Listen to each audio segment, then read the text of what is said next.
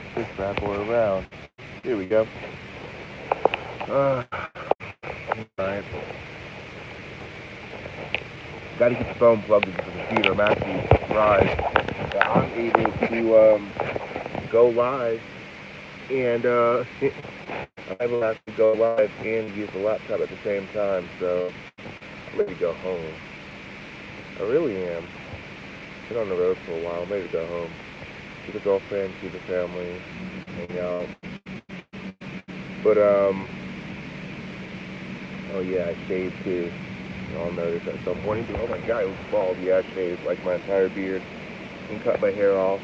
I was going to take my headset off too. Yeah.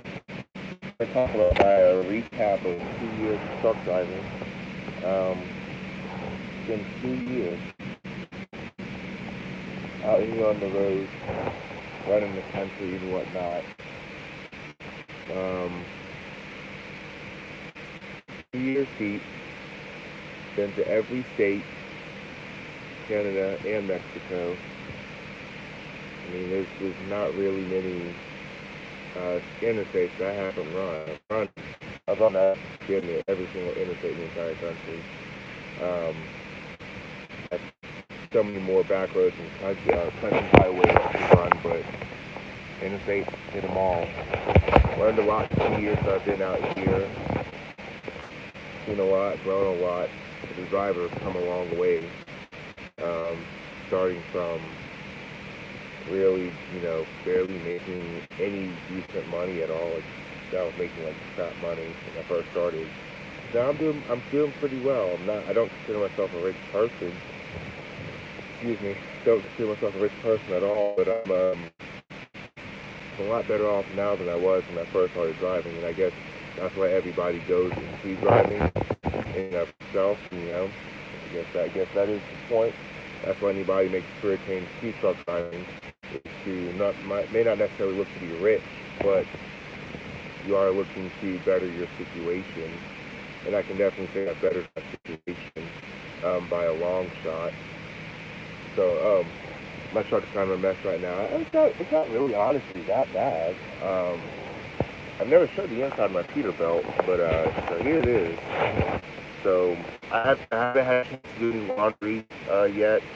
So I've been running around for like 2.5 weeks. I haven't hit anywhere to do a laundry. I've been running mad crazy, shelves and whatnot. There's really not much storage space in the Peterbilt.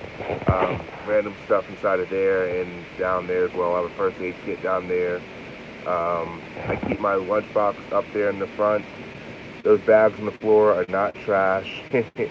That's actually my apples and bananas and tuna. I snack on that while driving. Qualcomm, blah blah blah, gallon of water. And then back here, I keep just random items up there in that top cabinet. Cheese up there, other food items in that cabinet, and just random miscellaneous stuff in there. And then a bunch of junk. I could do better, but I just choose not to. And that's my bag of clean clothes right there. At the moment, I have an oversized load on me. I picked it up out of Lockheed Martin in Texas, out here in Fort Worth area.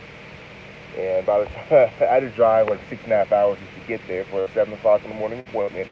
I got there, they weren't even ready. They was like, "Oh, we're still working on it." They didn't get me loaded and ready to ride. I didn't get loaded and had everything secured until probably about 11:45, 12 o'clock midday. And by that point, I was running my 14. I had 2 hours left. If you were living in Texas or been in Texas area, and like Texas out in those big cities, you're going to be hard pressed to find a parking spot for a semi truck, oversized as it is. And then on top of that, you're sorry, I don't know where the fuck that came from.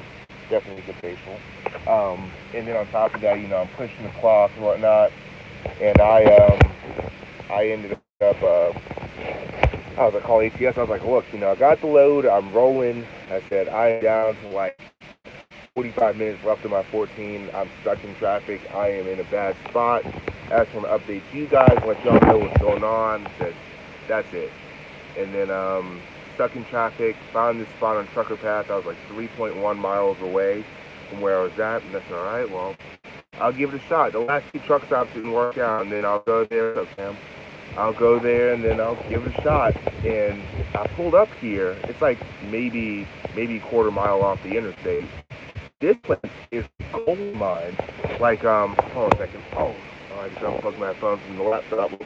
Now I can't put my permits just yet. This place is a gold mine. So I guess it used to be some kind of lot or whatever, where they had cars and stuff, but it's ended now. There's like nothing out here.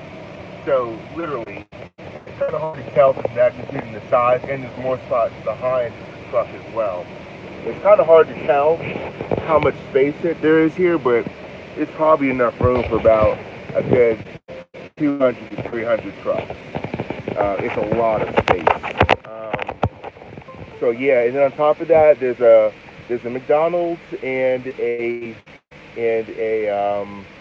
small gas station right there, both 24 hours. So you can have 24-hour access to a bathroom. And then on top of that, there's this Chinese place, this Iron Wall. Oh my God, the Chinese food in there was outstanding. And you get like this massive tray. If you get the three, you get 3 entrees, like of several sides, and a large drink, and like all the stuff for literally $8.55.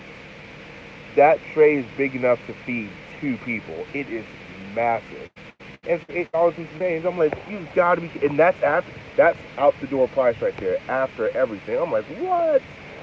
So anytime I'm in this area running through here, I will definitely stay in this parking lot. If not for, even if I'm not pushed the time, just to get some of that Chinese food. It was so good. I know my fat side is showing. But, so yeah, so I wouldn't have printed from the Qualcomm, but my fleet manager called me yesterday and he was like, hey, you know, we're having issues sending stuff to your computer. So he's like, we'll just email it to you. And I was like, all right, cool. He's like, do you have a way to print it? I said, I can figure it out. And I have this laptop that I told you guys that I bought. And that's the company issued printer that we use to print out permits or print out anything that they send to us. So I said, all right, y'all just email it to me and I'll figure it out. So I hooked up the printer to my laptop. I disconnected it from where it's connected to in the truck, and I'm sure it's not going to mind considering it's going to allow me to drive. Hook it up to my laptop, and I'm going to see. Hopefully, it should work. It looks like any other regular printer. Plug and play. So we'll see. So and I want to talk about recap of 2 years. So been out here for 2 years, you know, running and gunning, you know, seeing the country and everything. Learned a lot. Big thing that I've learned is trucking is a very cutthroat industry. I don't think people realize, you know, everybody hears about how great the money is in trucking and all that good stuff, but I don't think people think about the back end of it, you know. I know I did my first recap video about a year ago, you know, first recap of my first year of trucking.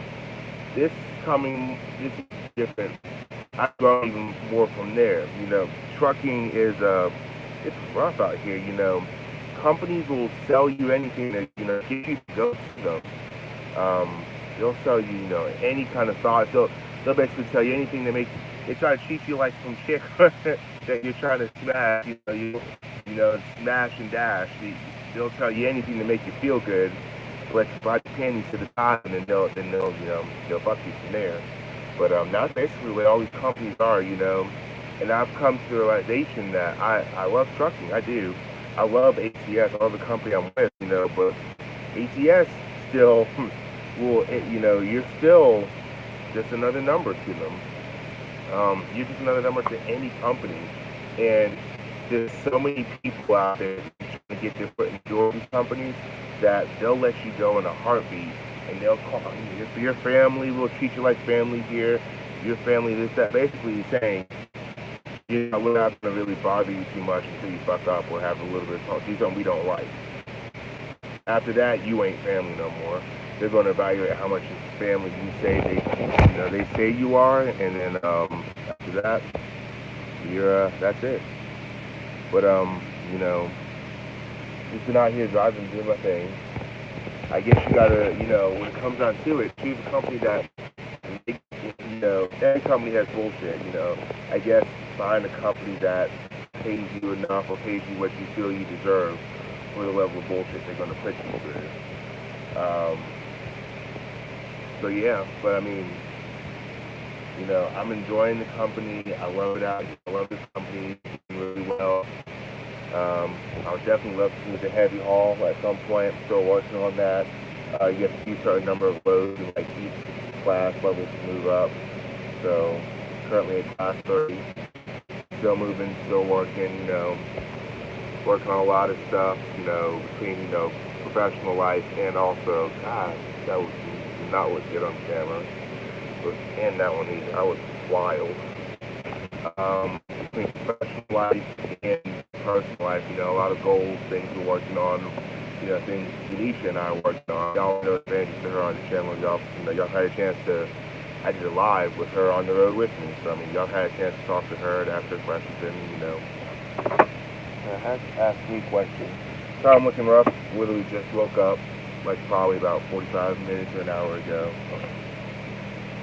So, yeah, but, I guess trying to figure out what's the next step. Heavy haul isn't what I want to do. I would like to be home more, considering local at some point, but not until I achieve certain personal goals between Janisha and I, and the family and whatnot. We have several things that we're working on, including we're looking at trying to buy a house. Just everything. Trying to buy a house and get her to help her get to some point in her career, and then after that, looking at probably going local at some point. So out in Augusta, it's so hard to find a local job that pays. A local job would have to pay me at least $25 to $30 an hour to match what I make here at ECS. And that's the average. That's what it has to pay. And it's like out in Augusta, it's so hard to find. Y'all know I'm from Augusta, Georgia. It's so hard to find that because there's plenty of freight, LCL freight companies, and line haul jobs. Saia, FedEx, Old Dominion, UPS, Yellow, R&L carriers. The list goes on and on and on and on. They're all out in Augusta, but it's like, you apply and then maybe you'll probably hear something back later. You might get the job. It's like people get in those spots and they don't really leave. I'm considering going to be a tanker yanker, or a dry tanker for non-trucker type who are trying to get in. Tanker yanker is another a slang term for a tanker driver. Considering getting that, when I go home, I'm going to take my hazmat, my doubles and triples endorsement, and also my tanker endorsement, because you have to have all those to go to the LTL company if that's what you decide to do. You obviously have to tanker to haul a tanker. So, I'm looking to do that when I go home. And I go home, actually next week. I've been out for like 6 or 7 weeks, something like that. So I'll go home next week. Gonna go take those endorsements, studying, kinda, whatever. I'm a smart guy. It's not fucking hard. I'm really smart. If anybody that actually knows me and knows my life, he'd be like, yeah, he's not a dumb guy. He's very academically smart. Like, why are you truck driver smart? I'm not trying to keep my own horn. I'm just saying, I study for it, but it's not that hard. Academic stuff is everything. It's a struggle for me. So yeah, take all those, just try to better myself, better my life for the family, Flying J out where I live, there's a pilot out there. Then there is a pilot that's 11 miles down the road in Graniteville, South Carolina, at exit 11 off of I-20. And then there's a Love's that's about in Thompson, Georgia. It's about 25 or so miles from where I live, and Flying J pilot and Love pay their tanker driver buku money. I wouldn't mind doing that, home every day, off on the weekend, or home every other day, you know. Tanker anchors make pretty damn good money. You know, not necessarily what I'm not have anything against tanker. I'm not saying I don't want to do it. It's just not really something that I've seen myself doing. I've always seen myself doing heavy haul, big stuff. That's what I've always seen myself doing. But I don't know. I'll do tanker. It's pretty cool. I still get to get out the truck and work and move and do stuff. I'm not just stuck driving and not doing anything. I like working. That's one of the big reasons I'm here doing flatbeds and trying to move up, is because I like being physical. I don't like sitting. Yeah. I get to have a level of that, being a tanker gangster. But, yeah, those options, as the, 2 years, safe driving, not many, not 600 miles, but over 200,000 miles, safe, incident-free, accident-free. I've had one accident, but a chick T-boned me, so they found me like I wasn't at fault, and it was an unpreventable accident. Like I said in another video, if you ever get in an accident and you want to be in is unpreventable or non-preventable, not at fault. That basically means there's nothing you could have done. That shows there was nothing. The officer said there was nothing you could have done. I was on the phone with rail safety, and the officer approached me while I was on the phone with safety, and he was like, "Yeah, there's nothing you could have done to approach it, to avoid it." And safety even was like, "Okay, well, that clears that. We heard the officer say on the phone, there's nothing you could have done to avoid this accident. The chick just drove out and she just T-boned. It is what it is." He was like, even based off of the damage on your truck, he's like, your damage was further back on the truck. It was the rear fairing, a little bit of the rear fairing. I got one flat tire and like a small scrape on the trailer. He was like, based off of where the damage was, he was like, you'd already been passing this woman when she darted out. So how she did not see an entire semi-truck in front of her when she decided to just get her foot in the gas, I don't know. But that's neither here nor there. It's such a long time since the accident. But yeah, definitely plan on making moves, trying to figure some stuff out, get myself to a place financially. I'm good where I'm at now, but I want to be in an even better place. I'm not thinking like I never have really thought since I started driving, but I guess I could say I've grown. I'm not thinking at the level of a young 20-something-year-old kid who's out here just willy-nilly having a great time, no bills or nothing like I have responsibilities. I have a kid. I have, Denisha, she has kids. We were talking about getting married, having another kid at some point. So, you're not I'm not at the spot where I need to think about just being irresponsible, 20-year-old doing what I want to do. Like, I'm a family man. Like, literally, I'm a family man. I have so many other responsibilities. I just want to make sure that I'm good in a certain place, and that she's good and the family's good, and I just want to make sure they're taken care of. She's always like, you work hard, slow down. That's when I'll slow down a little bit. Is once we're all in a great place and we're happy and we're set up nice, then I might slow down a little bit. And by slow down a little bit, I mean barely slow down. I'm still going to run hard.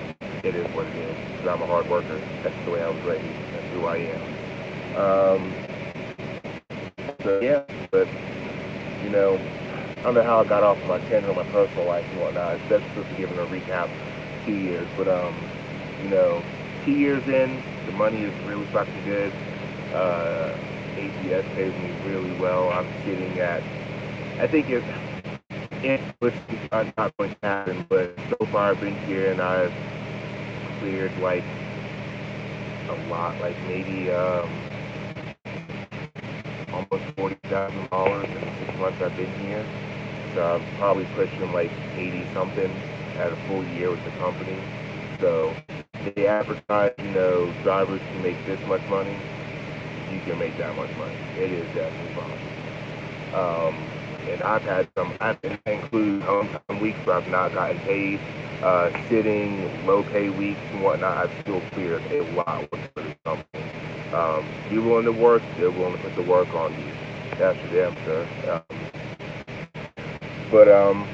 Yeah, so, company's great, but as I was saying before, this is a very cutthroat, doggy, dog eat dog, you against the world type of industry. Give us another number. They don't care about you like that. No company does. I don't care how much they say they do. They're going to give up. Any company will give up on you at some point if they feel they have a reason to. You're only as good to them as you can be. I guess how do I want to word that? You're only as good to these companies as up to a certain extent. So yeah. Every company's like that, that's very true. It's a very dog world out here. So, do what's best for you and your family, and keep on trucking. Keep your head down, keep your nose clean, do the right thing. If it feels like you're in a bad situation, do the safest possible option, and try to avoid being in a bad situation. Understand that you're still just a number, you're expendable companies, no matter how much they claim we are a family environment. Also learn the lesson that these people out here, no matter who you drive for, you're going to have people in a position who are trying to tell you how to do your job that have literally never spent a day in a damn semi-truck. Like, that just blows my mind. Like, how are you, all because they have a certain kind of college degree and spent enough years behind the desk as a fleet manager or whatever they were doing before. I'm just like, how do you possess the right or even have the balls to sit here and tell me, and I'm only 2 years deep, tell somebody who's been driving for 25, 30 years, accident-free, incident-free, 2.5 to 3 million saved miles, well, I don't like the way you do. Like, do you understand? This dude had 1 million miles deep into his career, and you weren't even twinkling your dad's eye before you boned your mom, and this dude is already 1 million miles safe driving into his career, and here you are trying to tell this man how to do his job. Like, please, have a seat in the back corner with your head down, facing away from the rest of us. You have no right. But nonetheless, these companies hire people that are in positions to try to really tell you that kind of stuff. Like the lady yesterday, when my fleet manager was on the phone, and I called yesterday. I was like, hey, just a heads up, I'm down to like 45 minutes left on my 14. I'm literally in bumper-to-bumper traffic out here. Barely. And keep in mind, I left Lockheed Martin with 2 hours left on my 14, and I only drove like 40-something miles. Between the time I left and the time I parked, and I was down like 45 minutes left. And I told her, and I was like, hey, I just want to give you a heads up. I said, nothing's written in stone yet. I have no violation or anything. I said, I just want to give you a heads up. This is what I'm facing. This is what I'm dealing with. I said, I'm going to keep on pushing along the state issue route, trying to find something, based off of what the state gave me.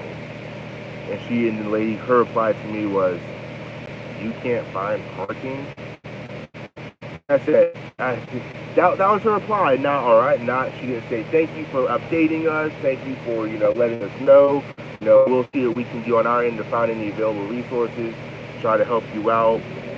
Nothing of that nature. She didn't even say, all right, I'll put a note in the system. Just, thanks for letting me know. We'll keep an eye on it. Nothing. She said, you can't find parking. Parking out there. And I just laughed. I said, you've never driven a truck, and you've never clearly been to Texas before, have you? And she's like, I've never been to Texas, so I've never driven a truck. And I said, okay, I'm not getting into it today with you. I said, I don't feel like it. I already have enough stuff on my mind.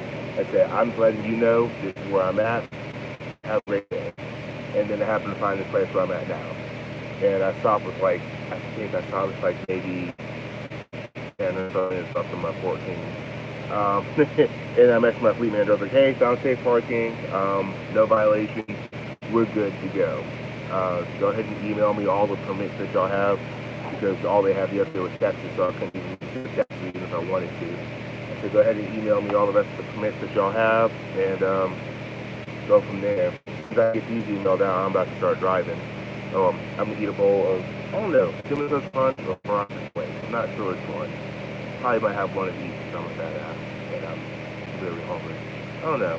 I like them both. We'll see. So yeah, as soon as I finish this and then go out and then I feel like a fat ass, then I will start driving. But yeah, these people in these positions, they don't know what they're talking about. Make sure you have reliable tools right here on the road with you. Keep all the tools that you could possibly need. I'll drop another video on that. I'm wasting a lot of time, so I'm gonna go ahead and just, call it quits on this. Update though, laptop is great. Everything works well. The knockoff GoPro works fucking amazing. However, I don't have a consistent internet source for the computer, so I make all these videos and I can't even upload any of them because I don't have any consistent internet. So, and on top of that, my iPhone, I only got the iPhone with like 30 something gigs of space, so all my space is used up between, text messages, photos, music, all that kind of stuff. And then I don't have a consistent Wi-Fi source, so I can't back it up to the iCloud. So, I would make stuff with iMovie. I actually recorded a lot of stuff for iMovie video clips. I recorded some stuff for Blue Beacon, and that's when I realized iMovie doesn't even work. But I didn't delete those clips. I still have them. I'm just gonna figure out an alternate way to get it to upload. I went through the whole process of the Blue Beacon, how it works from start to finish. Talk to you guys about the options they have in case y'all ever want to go to one. Because there's nothing on YouTube for Blue Beacon. I actually talked to some of the employees about that, and they said the reason is the owners and the higher ups in Blue Beacon don't want what they do to get out. I don't know. I don't make the rules. That's on them. They do a hell of a job. Because a few times I've been there, my truck has been so clean I could eat off of it. Not that I would, but I could. But so I mean, I don't really know why they don't want it to be known what they do, because they do an immaculate job. So yeah, but I'm working on that. Have other videos and whatnot in the works. Maybe when I get home, y'all talk. I think what's going to end up happening is when I get home and I have a consistent Wi-Fi source in the house, y'all are going to have like an influx of like 5 or 6 videos that randomly get uploaded. You're going to be like, okay, this dude's been busy. I'm not out here just not doing stuff. Like, I'm not going to spend money on a laptop and all the accessories and not use it. I mean, I have been recording, I have been doing stuff. I just don't have a consistent Wi-Fi source out here. Considering I thought about buying one of those little hotspot things for the computer, but I don't know if I want to add that to my phone bill. Not that I don't have the money. I don't know, it's weird. Like, I don't mind spending money on everybody else. Like, I'll drop so much money on people that I care about and love. My family and my girlfriend, let me rephrase that. I don't know money out there like that. But just my family and my girlfriend, I don't mind spending, like, goo gobs of money on them. They'll be like, hey, can you give me $500? I'm like, yeah, I'll do it. I don't even think twice about it. But when it comes to me, I'm like, do I really need to spend $10 on this medicine that I actually need that can save my life? I think I'll pass. Like, that's how I am. It's so weird. I don't understand. I'll give everybody else. I'm very stingy when it comes to myself. So yeah, but y'all are probably gonna get like an influx of like 4 or 5 or 6 videos whenever I get home. So good luck. Enjoy all those. When I get home, I'll have time to back up my phone on the Wi-Fi source that I have at my house, and I'll go ahead and make that Blue Beacon video for you guys, so y'all can actually, and I'll go to Blue Beacon. Actually, you know what? In a Blue Beacon, it's really not that expensive. I always thought you were gonna go to a Blue Beacon and spend like $70, $80 on a truck wash. Like, no, you're gonna spend like $45 after tax on a truck wash, and they do everything. I'm just like, wow, really? Like, I wouldn't mind doing this once a week. ATS only pays for it to be done once every 21 days. I think what I'm probably going to do, what I have been doing, is doing it every 2 weeks. And just every 2, since ATS basically does it once a month, every, one of those washes I just eat myself. You know, I absorb that cost and it comes out of my own pocket.